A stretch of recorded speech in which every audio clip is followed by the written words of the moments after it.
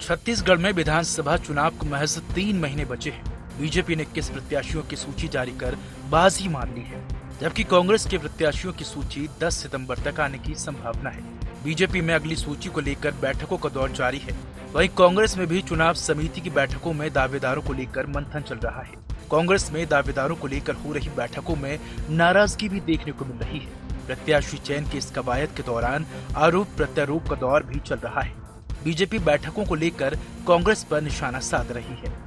देखिए, आज कांग्रेस पार्टी घबराई हुई है, डरी हुई है, जनता का सामना नहीं कर पा रही है और ये किसी भी निर्णय पर पहुंचे, पर जनता ने अपना निर्णय तय कर लिया है राज्य से कांग्रेस की सरकार को उखाड़ फेंकने का। सियासी वार पलटवार के दौरान कांग्रेस भी पीछे नहीं है। बीजेपी के आरोप पर कांग्रेस ने भी पलटवार किया है। कांग्रेस का कहना है कि बीजेपी के पास कुछ और कहने को नहीं है, कांग्रेस के बारे में सोच रही है, चिंता की कोई बात नहीं है। 8 सितंबर को स्क्रीनिंग कमेटी की बैठक होगी, उसके बाद प्रत्याशियों की घोषणा की जाएगी। सभी सीनियर नेताओं ने बैठकर विचार विमर्श किया है और सबने अपनी अपनी बातें, अपने अपने सुझाव रखे हैं और उस पर सभी ने मिलकर आगे के लिए बातचीत की है, विचार किया है। आगे जो भी बात होंगी, ठोस बात जो भी होंगी, हम आपके सामने रखें। 8 तारीख के बाद 8 को हमारी स्क्रीनिंग कमेटी बैठेगी और उसके बाद सीईसी बैठेगी, फिर घोषणा उसके पश्चात होगी। छत्तीसगढ़ के चुनावी संग्राम को जीतने के लिए बीजेपी कांग्रेस दोनों ही तैयारी में जुटी है। बीजेपी एक सूची जारी करने के बाद अगले प्रत्याशियों को लेकर मंथन कर रही है। वहीं कांग्रेस में भी दावेदारों को लेकर मंथन चल रहा है। इसके साथ इस मंथन पर सियासत भी जारी है।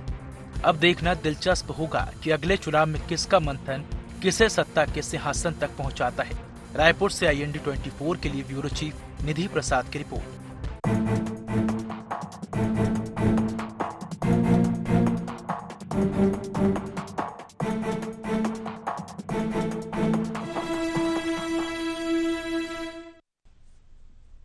नमस्कार, जय जोहार, गुहार। छत्तीसगढ़ में आप सभी का स्वागत है। मैं हूं आपके साथ दिव्यांश जोशी। तो छत्तीसगढ़ में मिशन 23 का आगाज हो चुका है। बीजेपी और कांग्रेस में दावेदारों को लेकर के मंथन जारी है।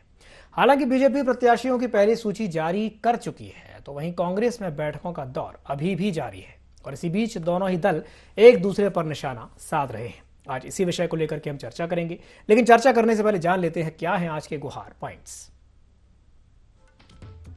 उम्मीदवारों के ऐलान में क्यों पिछड़ रही कांग्रेस? टिकट को लेकर किस बात पर फंसा है पेंच? बीजेपी में भी दूसरी सूची पर क्यों हो रहा विलंब? क्या एक दूसरे के उम्मीदवारों का इंतजार कर रही बीजेपी और कांग्रेस? तो इन्हें कुछ सवालों के साथ चर्चा को विस्तार देते हैं और चर्चा को विस्तार देने के लिए हमारे साथ 3 खास मेहमान जुड़ रहे हैं। हमारे साथ चर्चा में जुड़ रही हैं वंदना राजपूत जी, जो कि कांग्रेस प्रवक्ता हैं। साथ ही साथ हमारे साथ जुड़ रही हैं लक्ष्मी वर्मा जी, जो कि बीजेपी प्रवक्ता हैं, और हमारे साथ जुड़ रहे हैं अनिरुद्ध दुबे जी, जो कि वरिष्ठ पत्रकार हैं। आप तीनों ही मेहमानों का बहुत बहुत स्वागत है IND 24 में। सबसे पहले मैं शुरुआत करना चाहूंगा अनिरुद्ध दुबे जी से। अनिरुद्ध जी, जो हमारा पहला पॉइंट है गुहार का, वही मेरा सवाल आपसे रहेगा कि क्या कारण है कि कांग्रेस थोड़ा सा पिछड़ रही है उम्मीदवारों के ऐलान के मामले में? क्या कहेंगे इस पर? देखिए, क्या है कि कांग्रेस जो है 68 सीटों के साथ सत्ता में आई थी। 68 सीटों में जीत के साथ जो एक ऐतिहासिक बहुमत है, और क्या है, एक छोटी सी मजाकिया भाषा बोले बमफाड़ बहुमत जी, उस तरीके का। और फिर उसके बाद आज वो संख्या बढ़ के उपचुनाव के बाद 71 हो गई। 71 मतलब आंकड़ा, कभी मतलब 71 सीटों के साथ कोई पार्टी कभी आएगी कि नहीं, मुझे लगता है कि सालों साल लग जाएगा इतना बड़ा बहुमत पाने में। खैर, अभी कांग्रेस में चिंतन मनन का दौर चल रहा है और इसके पहले भारतीय जनता पार्टी ने अपने 21 उम्मीदवार जो है घोषित कर दिए, और उसमें भी कुछ तो देखिए, मुख्यमंत्री भूपेश बघेल जी के क्षेत्र में विजय बघेल जी की घोषणा हो गई। उसमें 2 ऐसे मंत्री भी रहे हैं कि जिनके क्षेत्र में प्रत्याशियों की घोषणा हो गई। मतलब जो बड़ा होमवर्क करके भारतीय जनता पार्टी ने 21 उम्मीदवारों की सूची लाई। और रही बात कांग्रेस की, तो कांग्रेस में तरह तरह की चर्चाओं और अटकलों का दौर चल रहा है। और हालांकि देखिए, कोई भी पार्टी का जो सर्वे होता है तो कभी बताया नहीं जाता और शेयर नहीं किया जाता कि हमारे सर्वे में ऐसा है, लेकिन चीजें यही आती थी कि पूर्व में जो चर्चा होते रही थी कि करीब 28 से 30 जो है टिकटें इनको काटनी होगी कांग्रेस को, या कांग्रेस काटेगी, ये चर्चा थी। लेकिन अब दूसरी तरह की चर्चा चल रही है। अब जो चर्चा चल रही है ये कि करीब 20 के आसपास टिकटें कट सकती है। और एक और जो है संकेत मिल रहा है कि जो जितने मंत्री हैं वो सब चुनाव लड़ेंगे। तो पूर्व में तो ये भी एक हवा चली हुई थी कि करीब 2 ऐसे मंत्री हैं कि जिनकी टिकट कट सकती है। तो उसमें ये एहतियात के तौर पे ये देखा जा रहा है, जैसा सुनने में आ रहा है, कि जो अगर किसी मंत्री की सीट कहीं किसी जगह पे जो है अभी जहां पे सिटिंग एमएलए है और जिस जगह से मंत्री हैं उस जगह वो सीट जो है बदली जा सकती है। इस बात के संकेत मिल रहे हैं। और दूसरी बात, अब मुझे ये लग रहा है कि कांग्रेस की पहली सूची और भारतीय जनता पार्टी की जो दूसरी सूची, इनके जो जारी होने में कोई बहुत ज्यादा समय नहीं लगेगा। और मुझे लगता है कि बहुत होगा तो हफ्ते भर के फासले के भीतर दोनों पार्टियों की जो है सूची जो है हमारे सामने होगी, ऐसा मेरा अनुमान है। चलिए ठीक है, ठीक है, ठीक है, ठीक है। मैं वंदना जी के पास जाना चाहूँगा। वंदना जी, यही सवाल मेरा आपसे भी रहेगा कि कहीं ना कहीं एक विलंब हो रहा है, एक समय लग रहा है उम्मीदवारों की सूची जारी होने में, क्या कहेंगी? देखिए, कांग्रेस पार्टी एक लोकतांत्रिक पार्टी है। इसमें हम सभी को साथ में लेकर के सभी का विचार विमर्श और सबका सामंजस्य बैठा करके काम करते हैं। जैसे कि अनिरुद्ध दुबे ने बहुत सारी बातें यहाँ पर बता दी है। मैं एक बात बोलना चाहूंगी कि ये टिकट वितरण की जो व्यवस्था है, हमारे में एक स्टेप बाय स्टेप का हम लोग एक नियम बनाए थे। जैसे कि किसी को भी टिकट के लिए दावेदारी करना है तो सबसे पहले उन्होंने ब्लॉक में आवेदन दिया, ब्लॉक से फिर वो जिला स्तर पे गया, जिला स्तर पर वो प्रदेश स्तर पर गया। अब लगातार इसमें चुनाव समिति की जो है मीटिंग चल रही है। 8 तारीख को स्क्रीनिंग कमेटी की बैठक होगी। इसके बाद हमारे जो कांग्रेस पार्टी का है वो भी बहुत जल्दी लिस्ट जारी करेगी। और मैं आपके माध्यम से भाजपा के प्रदेश अध्यक्ष की बयान को मैं सुन रही थी। जब उनके यहाँ 21 दावेदारों की लिस्ट जारी हो गया है तो उन लोग जाकर के प्रचार प्रसार करें ना भाई, दूसरों के घर में ताक झांक क्यों करते हैं, अपना घर संभाले। क्योंकि आप देखेंगे कि पिछले 2018 के बाद उन लोग जनता के बीच में कभी संपर्क में नहीं रहे, नहीं जनता के लिए कोई काम नहीं किए। अब उन लोगों के पास लिस्ट जारी कर दिए, शुभकामना है, जाओ और आप लोग अपना काम करो। और दूसरी बात, दिव्यांशु जो जनता के पास जाएंगे तो किस मुद्दों को लेकर के जाएंगे? क्या ये बताएंगे कि मोदी जी ने 100 दिन में महंगाई कम करने का वादा किया था, उल्टा महंगाई बेलगाम हमको वापिस जो ला करके गिफ्ट कर दिए? क्या ये बताएंगे कि 450 रुपए का जो गैस सिलेंडर था यूपीए सरकार में, वो अब मोदी सरकार के कारण 1200 रुपया हो गया? क्या ये बताएंगे कि सरसों तेल का जो दाम था 75 रुपया प्रति लीटर मिलता था, 200 रुपये के पार हो गया? क्या ये बताएंगे जो राहल दाल है जो 65 रुपया 70 रुपया प्रति किलो मिलता था यूपीए सरकार में, अब वो 180 रुपया 190 रुपया किलो हो गया? और सबसे बड़ी बात है कि काला धन वापिस लाएंगे और सबके खाता में 15-15 लाख देने का वादा किया था। इनके बारे में क्या जनता बताएंगे? 2022 तक किसानों की इनकम को दोगुनी करने का वादा किया था। आज किसानों की स्थिति क्या है देश में? लक्ष्मी जी से पूछना चाहती हूँ, सिर्फ ढिंढोरा पीटने से नहीं होता दिव्यांशु। जो हमको जो वादा करते हैं उसी वादा को जो कितना पूरा हुआ या नहीं हुआ, हम उसको लेकर के जनता के पास जाते हैं। और ये हमने काम किया है छत्तीसगढ़ में। हम अपने काम को लेकर के, अपने लेखा जोखा को लेकर के हम जनता के बीच में जाएंगे। हमको पूर्ण विश्वास है क्योंकि हमने काम किया है। और रही बात, अगर लिस्ट आने में अगर थोड़ी सी देरी भी लग रही है तो इन लोगों को क्यों चिंता हो रही? भाई इन लोगों के लिए तो अच्छा समय है ना, आप जाओ और काम करो। हम आपको खुला पूरा मैदान दे दिए, जितना आप काम कर सकते हो तो काम करो, इसमें चिंता करने की बात नहीं है। कांग्रेस पार्टी अपने काम के बल पर यहाँ चुनाव लड़ेगी। और रही बात भारतीय जनता पार्टी, एक बहुत महत्वपूर्ण बात है कि आप देखेंगे जो केंद्रीय नेतृत्व है वो स्थानीय नेताओं के ऊपर भरोसा नहीं करते, और जो स्थानीय नेता है उनके ऊपर यहाँ छत्तीसगढ़ की जनता विश्वास नहीं करती। जब छत्तीसगढ़ की जनता विश्वास नहीं करती, मतलब आप समझ रहे थे दिव्यांशु जी की क्या स्थिति होगा। तो इन लोगों की भारतीय जनता पार्टी के हर एक नेता के जो आज देख रहे हैं कि जो चिंतित है, इसका मेन कारण है भूपेश है तो भरोसा है। क्योंकि भूपेश बघेल के सरकार ने 5 साल में ऐतिहासिक काम किया है। भूपेश बघेल के सरकार में डायरेक्ट किसानों के जेब में पैसा भेजने का काम किए। भूपेश बघेल के सरकार में यहाँ पर रोजगार देने का काम किया है युवाओं के। भूपेश बघेल के सरकार में यहाँ पर महिलाओं को सशक्तिकरण बनाने के लिए, आत्मनिर्भर बनाने के लिए काम किया। बहुत सारी सरकार ने आदिवासियों के लिए काम किया है। ठीक है, बहुत सारी बातें आपने कही है। मैं प्रतिक्रिया लेना चाहूंगा लक्ष्मी जी से। लक्ष्मी जी, क्या कहेंगी वंदना जी की बात पर? वो कह रही हैं कि ठीक है, अगर समय लग रहा है प्रत्याशियों की सूची जारी होने में तो होने दीजिए, उसमें आपको क्या तकलीफ है, बताइए लक्ष्मी जी। हमें कोई तकलीफ नहीं है, कांग्रेस की सूची जब चाहे वो जारी करे, लेकिन उनके यहाँ सिर फुटअव्वल है। उनके डिप्टी सीएम जो लगातार कह रहे हैं कि वो चुनाव नहीं लड़ेंगे, तो इससे पता चलता है कि अंदरूनी कलह किस हद तक है।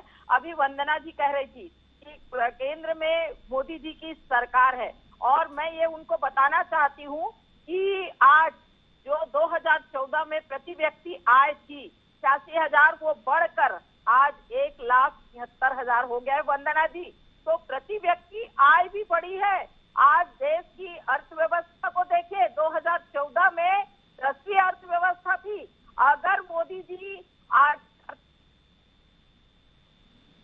जी के रूप में आज देश में देखे जा रहे हैं, आप विकास की बात 70 साल तक कांग्रेस की केंद्र में सरकार थी और एक आम लोगों को एक शौचालय तक मुहैया नहीं करवा पाए, पीने के स्वच्छ पानी तक मुहैया नहीं करवा पाए, आवास तक नहीं उपलब्ध करा पाए। आज आप बड़ी बड़ी बातें कर रही हैं। छत्तीसगढ़ में भूपेश बघेल की सरकार है, आप कह रहे हो कि भूपेश है तो भरोसा है, लेकिन छत्तीसगढ़ की जनता जान चुकी है कि भूपेश है तो इस छत्तीसगढ़ में भ्रष्टाचार है। आज चारों तरफ देख लो, इस प्रकार से यहाँ पे हर वर्ग जो है वो परेशान है।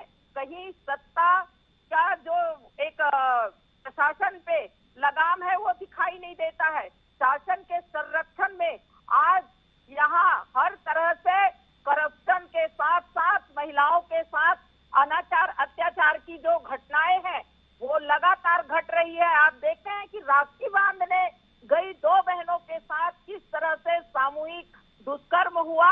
ये कांग्रेस की सरकार बिल्कुल बेलगाम सरकार है।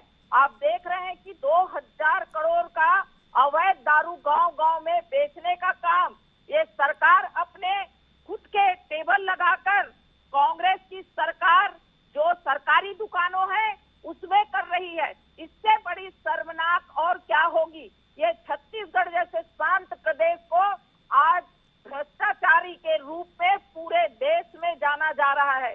तो ये कांग्रेस की देन है, ये कांग्रेस की देन है।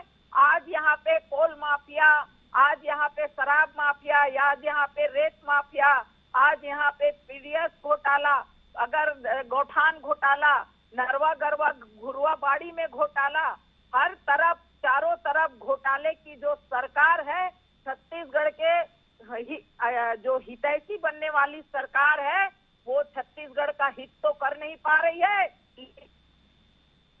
लक्ष्मी जी, चलिए ठीक है, आपकी बातें ठीक है, आपके पर्सपेक्टिव के हिसाब से ठीक है, लेकिन एक सवाल ये भी तो उठता है कि जैसे मैंने उनसे पूछा अभी वंदना जी से कि जो सूची आ रही है उसमें काफ़ी विलंब हो रहा है, और यही बात आप पर भी लागू होती है कि पहली सूची तो आ गई, दूसरी सूची जो आनी थी उसमें अभी तो विलंब हो रहा है, क्या कहेंगे इस पर? देखिए, हमारे यहाँ सारी जो सूची आने में देरी नहीं देरी की कोई बात नहीं है। हमारे पूरे जितने भी समझिए समिति के लोग हैं बैठ के लगातार उस पर काम कर रहे हैं, और जो केंद्रीय जो हमारी कमेटी है वो बैठेगी और उसके बाद डिक्लेयर कर देगी। इसमें कोई देर और नई देर की बात नहीं है। ये तो कांग्रेस के लोग हैं, ये हमेशा से जब से सरकार में आए हैं ये दोषारोपण करने का काम करते हैं, और जो आज छत्तीसगढ़ में भाजपा की जो आज विपक्ष की भूमिका है वो बखूबी निभा रही है भाजपा, और निश्चित रूप से आने वाले समय में हम ऐसे प्रत्याशियों को उतारेंगे जो चुनाव में अपने जीत हासिल करके छत्तीसगढ़ में भाजपा की सरकार बनाई। चलिए ठीक है, मतलब आपका कहना यह है कि हम जिताऊ उम्मीदवारों को ही टिकट देंगे। चलिए ठीक है, मैं आपके पास वापस आऊंगा, वंदना जी आपके पास भी आऊंगा। मैं एक बार फिर से अनिरुद्ध जी के पास जाना चाहूंगा। अनिरुद्ध जी, जो बात अभी थोड़ी देर पहले लक्ष्मी जी ने कही है कि जिताऊ उम्मीदवार को टिकट देंगे, क्या ये कहा जा सकता है कि दोनों ही पार्टियां कांग्रेस और बीजेपी एक दूसरे के उम्मीदवारों का इंतजार कर रही हैं? अनिरुद्ध जी। समझता हूं तो कोई इंतजार जैसी कोई बात नहीं है जी। भारतीय जनता पार्टी ने निश्चित रूप से बहुत पहले जो है 21 उम्मीदवारों की घोषणा कर दी, जो चौंकाने वाला था। छत्तीसगढ़ राज्य बनने के बाद ऐसा पहली बार हुआ है कि मतलब चुनाव की तारीख की घोषणा भी नहीं हुई है, आचार संहिता लगी नहीं है और कोई पार्टी जो मतलब मुख्य पार्टी है यहाँ की कांग्रेस और भाजपा, उसमें से भाजपा 21 उम्मीदवारों की सूची जारी कर दे, एक बात। और दूसरी बात यह है कि आहट थी, ऐसा संकेत था कि बहुत जल्दी जो भारतीय जनता पार्टी 12 लोगों की सूची जारी करने वाली थी, लेकिन फिर उसमें यह हुआ कि ये जो है एक अंतर हो जाएगा, क्रम बहुत बढ़ जाएगा, फिर एक साथ क्यों ना थोड़ा और लोगों की सूची जारी करें मिला के समअप करके। तो कुल अभी ये स्थिति है कि 22 लोगों की, ऐसा सुनने में आ रहा है, ऐसा जो आसार नजर आ रहे हैं कि 22 लोगों के आसपास, 22 के आसपास भारतीय जनता पार्टी की दूसरी सूची आ सकती है। रही बात कांग्रेस की, जो आपने कहा इंतजार, तो वहां पे इंतजार जैसा कुछ नहीं है। वहां पे यह है कि जो मैंने पहले भी कहा कि 71 जो है 90 में से 71 का आंकड़ा बहुत बड़ा होता है दिव्यांशु जी। जी। और इसमें बहुत जो है, और दूसरी बात यह है कि आप ये भी देखिए कि यहाँ पे जो है यहाँ जो है पूरा भी जो है रिमोट जो है छत्तीसगढ़ का भारतीय जनता पार्टी के केंद्रीय नेताओं ने अपने हाथ में ले लिया है। बिल्कुल, दिल्ली के नेताओं ने अपना हाथ में ले लिया है। अमित शाह जी हैं, मनसुख मंडाविया जी हैं, ओम माथुर जी हैं, नितिन नवीन जी हैं। जब इतने बड़े बड़े वहां पे नेता हों तो फिर उसके बाद फिर अभी सिंह साहब आए हैं उत्तर प्रदेश से, जो इलाहाबाद के जो हैं विधायक हैं प्रयागराज के, तो वो सब चीजें हैं। तो जब इतने बड़े बड़े लोग, केंद्रीय नेतृत्व जब यहाँ पे पूरा जो है ध्यान दे रहा हो, वो खुद इस जगह को सतर्क हो लेकर, तो निश्चित रूप से कांग्रेस को सत्ता में लौटना है तो फूक फूक के कदम रखेगी। तो इसलिए बहुत बारीकियों से सब चीजों को तय किया जा रहा है। अनिल जी, ये बात आपका कहना बिल्कुल सही है कि बारीकियों को ही ध्यान में रखकर के चीजों को तय किया जा रहा है, और जो केंद्रीय नेतृत्व है उसने रिमोट अपने हाथ में लिया हुआ है, बड़े बड़े नेता आ रहे हैं, ठीक है। लेकिन आज जब हमने स्टेटमेंट सुना कुमारी शैलजा जी का, जिस कॉन्फिडेंस के साथ वो ये बात कह रही हैं कि चिंता की कोई बात नहीं है, यानी कि वो श्योर हैं बड़ी जीत को लेकर के, वो अभी से ही श्योर हैं, कहीं ना कहीं ये कॉन्फिडेंस उनकी आवाज में झलक रहा है, उनके स्टेटमेंट में झलक रहा है। तो क्या ये कहा जाए कि कांग्रेस बीजेपी को कोई बहुत बड़ी चुनौती मान के नहीं चल रही? क्योंकि अभी आप ही ने कहा कि 90 में से 71 सीटें होना ही अपने आप में बहुत बड़ी बात है। अनुज जी, चुनौती मानकर चल रही हैं शैलजा जी। शैलजा जी एक सुलझी हुई रणनीतिज्ञ हैं। मैं उनको जो नजदीक से देखा तो मैंने जाना कि ओवर कॉन्फिडेंस की वो कभी भी शिकार नहीं रही जी। फिर हरियाणा जैसे स्टेट की वहां पे वो नेत्री हैं, उस जगह को उन्होंने बिलोंग किया और गांधी परिवार की बहुत करीबी है। तो वो कोई भी जो प्रभारी कम से कम है ना अपने ऊपर जो है ना, मतलब ये कि इल्जाम नहीं लेना चाहेगा कि वहां पे जाके आपकी उपस्थिति में जो है किसी पार्टी का ये अहित हुआ, ऐसा नुकसान हुआ। तो निश्चित रूप से उनकी अपनी सतर्कता है, फूक फूक कर कदम रख रही हैं, कहीं कोई रिस्क नहीं लेती, और जहां पे अड़ना होता है तो वहां पे निश्चित रूप से दिव्यांशु जी अड़ती हैं। बात वही है, केंद्र जहां पे केंद्रीय नेतृत्व इतने बड़े बड़े लोग हों, और देखिए क्या है कि 71 और 13, आज भारतीय जनता पार्टी के 13 विधायक हैं और उधर 71 हैं, फासला बहुत बड़ा है, बहुत बड़ा। और कम समय में 2 साल कोविड का रहा, उसके बाद भी जो भूपेश बघेल जी जो है बहुत सारे जो छत्तीसगढ़ियावाद को लेकर जिस तरीके से चले, तो लोगों के दिल और दिमाग में वो बहुत गहरे तक उतरे, इस बात से इनकार नहीं किया जा सकता। ऐसे बहुत सारे पहलू हैं, तो मतलब जो खाई है उसको पाटते पाटते भारतीय जनता पार्टी को आगे बढ़ना है। तो इस तरीके से ऐसा आप बोलेंगे कोई चुनौती, तो निश्चित रूप से उनका अपना आत्मविश्वास कांग्रेस का है, अपनी जगह सही है, और भारतीय जनता पार्टी अथक परिश्रम कर रही है, कठिन परिश्रम कर रही है, वो भी अपनी जगह सही है। जी जी, चलिए ठीक है। तो बीजेपी जो है वो लगातार परिश्रम कर रही है, मेहनत कर रही है। लक्ष्मी जी के पास जाना चाहूंगा वापस से। लक्ष्मी जी, जिस तरीके से अभी अनुज जी ने बात कही कि हाँ बीजेपी मेहनत कर रही है, लेकिन चुनौती बहुत बड़ी है, 71 और 13 बहुत बड़ा फासला है, क्या कहेंगे इस पर? बयांसी जी, निश्चित रूप से चुनाव जो है वो चुनौती होती है, लेकिन Bharatiya Janata party cadre based party है और हमारे कैडर बूथ स्तर तक के मजबूती के साथ खड़े हैं। जिस प्रकार से पिछले चुनाव में कांग्रेस की सरकार ने एक ठग पत्र बनाया था और उससे आम जनता को ठग कर वोट लिया था, लेकिन ये छत्तीसगढ़ की जनता है वो जान चुकी है कि ये कांग्रेस की सरकार में इस प्रदेश का भला होने वाला नहीं है। जिस प्रकार से हर वर्ग जो है ये कांग्रेस की शासन से परेशान है और वो अब आने वाले समय में भारतीय जनता पार्टी की ओर देख रही है कि भारतीय जनता पार्टी के 15 साल के सरकार में जिस प्रकार से छत्तीसगढ़ के विकास हुए, आज देख लीजिए आप कहीं डेवलपमेंट नहीं है। कांग्रेस की सरकार जो है ये नहीं कह सकती कि ये सड़क हमने बनाया, ये हमने स्कूल बनाया, कि हमने ये इंजीनियरिंग कॉलेज जो है वो खोला, कहीं नहीं ऐसी काम नहीं है। जितने भी यहाँ पे देखिए आप एम्स है, IIM है और जितने भी इंस्टीट्यूट है, चाहे हम मेडिकल कॉलेज की बात करें, इंजीनियरिंग कॉलेज की बात करें, नर्सिंग कॉलेज की बात करें, इनको आ रहा हूँ आपके पास भी आ रहा हूँ करने का काम वंदना जी आ रहा हूँ आपके पास भी आ रहा हूँ। आज छत्तीसगढ़ में कर्मचारी परेशान है, आज छत्तीसगढ़ की आम जनता परेशान है, महिलाएं परेशान है, युवा जो है उन्हें भरोसा नहीं है इस भूपेश सरकार पे। जिस प्रकार से PSC घोटाला हुआ, जिस प्रकार से पदोन्नति घोटाला हुआ, शिक्षकों की भर्ती में घोटाला हुआ, तो ये छत्तीसगढ़ के जो युवा हैं वो देख रहे हैं कि ये छत्तीसगढ़ की जो झूठी लबरी सरकार है किस प्रकार से छत्तीसगढ़ियों को भौरा माटी गिल्ली खिलाकर ठगने का काम की है। निश्चित रूप से छत्तीसगढ़ की संस्कृति और संस्कार हमेशा से जो बना हुआ है और उसको दिखाने की आवश्यकता नहीं है। हर छत्तीसगढ़िया के मन में वो संस्कृति और संस्कार जो है वो अपने अंदर है और वो समय समय पे आज भूपेश सरकार आई है करके हम तीजा नहीं मनाते हैं, आज भूपेश सरकार है करके हम कमर छठ नहीं बनाते हैं, आज भूपेश सरकार है करके हम हरेली नहीं मनाते हैं। यह संस्कृति संस्कार तो हमारे पास हमेशा से है और हमेशा हम उन त्योहार को मनाते आए हैं। चलिए ठीक है वंदना जी। आज जी वंदना जी से मैं रिएक्शन ले लूं। जी आज आप देखेंगे कि छत्तीसगढ़ में छत्तीसगढ़ियावाद की जो बात याद आती है दीपांशु, जो आप यकीन मानिए मन में बहुत तसल्ली होती है।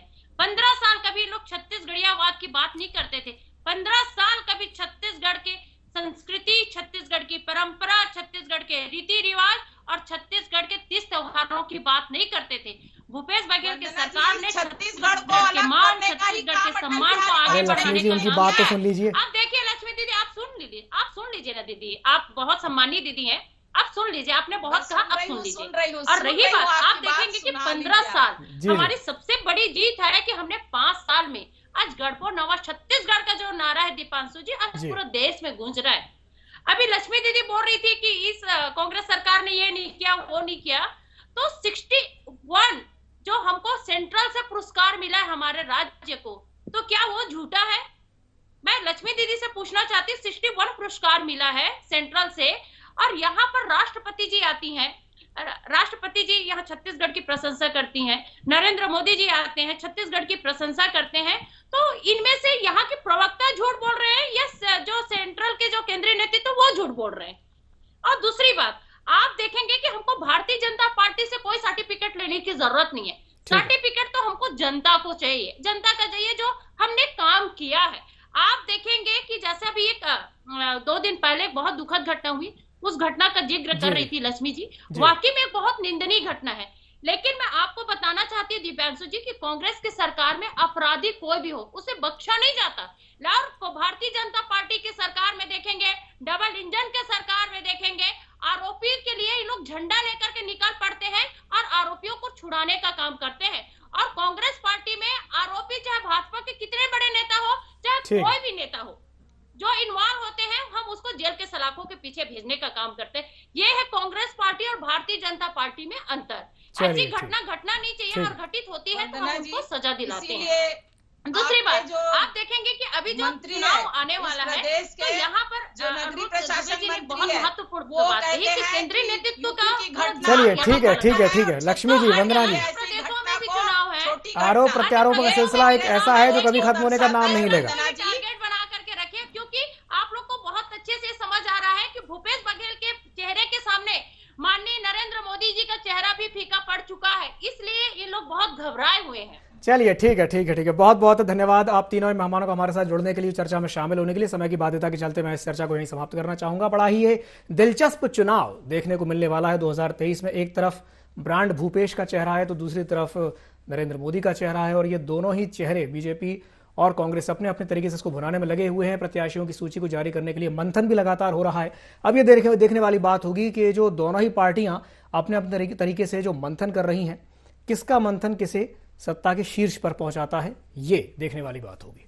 गुहार छत्तीसगढ़ में फिलहाल के लिए इतना ही। मुझे दीजिए इजाजत और आप बने रहिए IND24 के साथ। नमस्कार।